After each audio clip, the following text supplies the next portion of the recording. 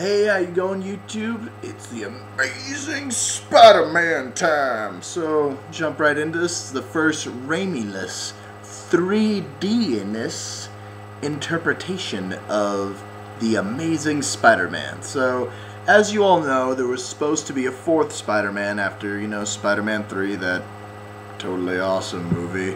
But it was canceled because Raimi was like, "Nuh-uh, not having it." So Sony was like, "Fine. Have it your way like Burger King, we're gonna do our own Spider-Man." And this is, I think the director's name is Mark Webb. Ha ha ha. This is Mark Webb's The Amazing Spider-Man. So, this is a reboot. And, I don't know if this is obvious to everyone, but a reboot of something like Spider-Man, or even something like Batman. But I'm not going to get into how Batman Begins is so different, but that's just because they went in that direction. But with this felt to me really predictable.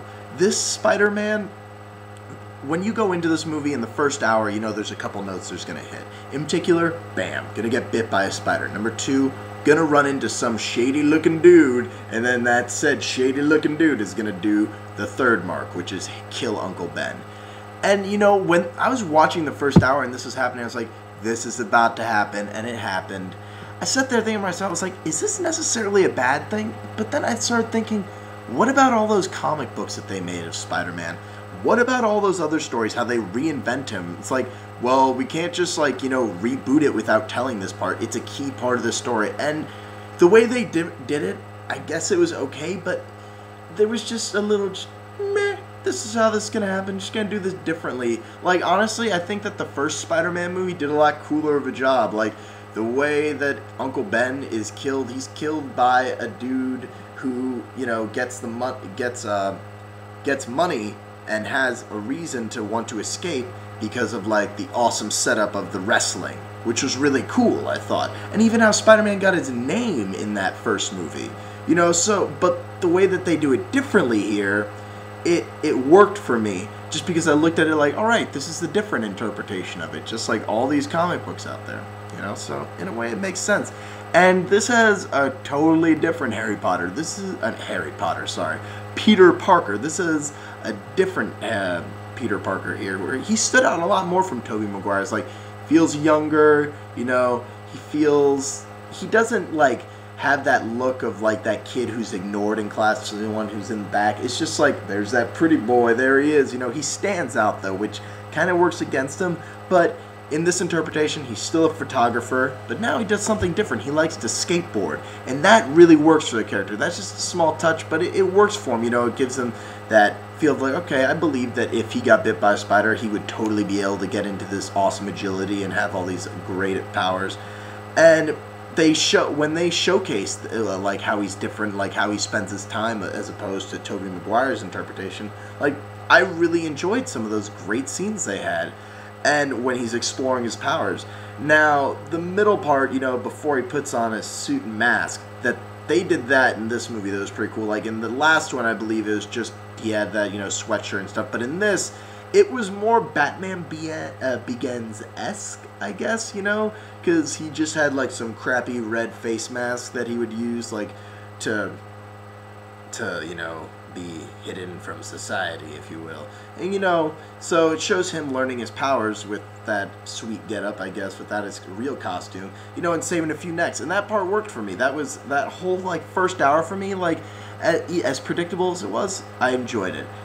And, I thought he stepped up to the plate. I thought that he portrayed his Peter Parker pretty damn well. His interpretation of it really worked for me. And I thought, in fact, the whole cast was good. They worked with the decent script that they have, which definitely could have been better. It had its moments, but a lot of it was spoiled in the trailers, which was kind of too bad. But I want to really quickly mention Rhys Ifans. He is perfectly cast as Dr. Kurt Connors. He was amazing as the Lizard. I totally believed him. If there was anyone who was the most believable in the movie, it was definitely him. I even thought that, the design of the Lizard looked pretty darn cool. I was happy with it. The script, like I said, it's alright. It has its moments where it's nice, but it never really caught me off guard with any really super good lines. It's subpar and definitely is acceptable.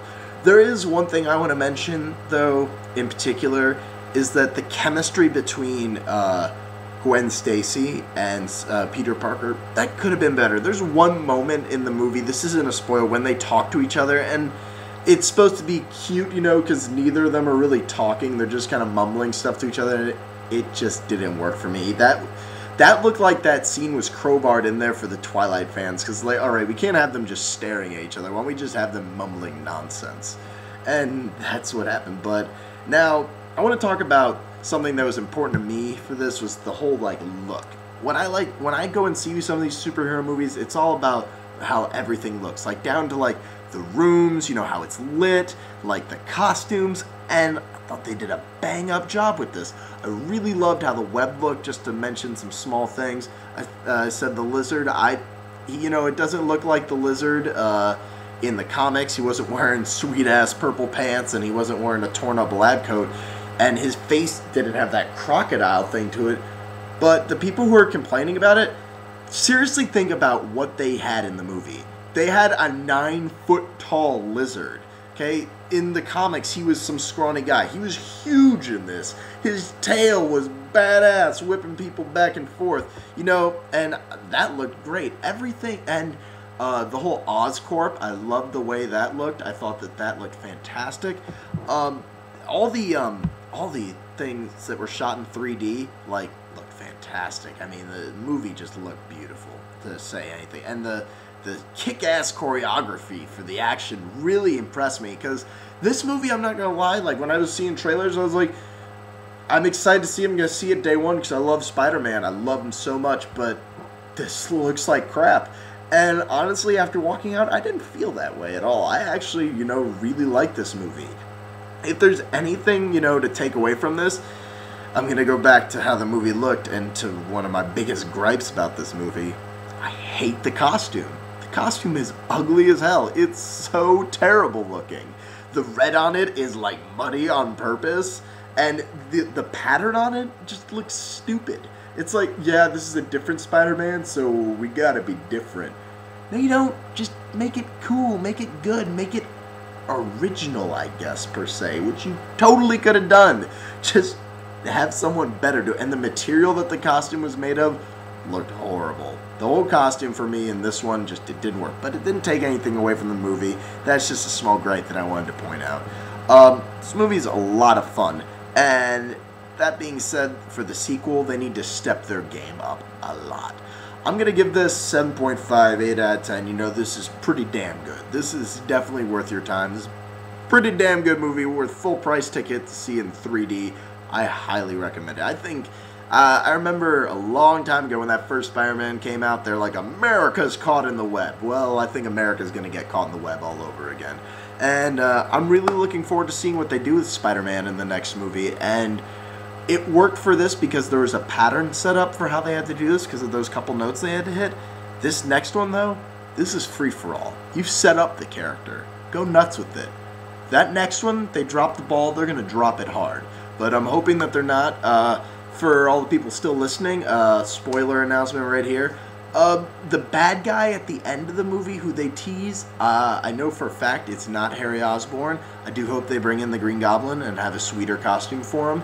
But I'm thinking Electro or Mysterio. But write down in the comments who you think it is, because it's an old dude. So I don't know what they're going to do with that. So thanks for watching. Check out the Spider-Man movie. Click that awesome button right there. It's so cool. And write down in the comments how much I suck, and you know, and who you think is going to be the bad guy in the next movie, or what you want me to talk about. I'll make a video about talking about anything. Just write stuff down there. Write stuff. All right. See y'all on the flip side.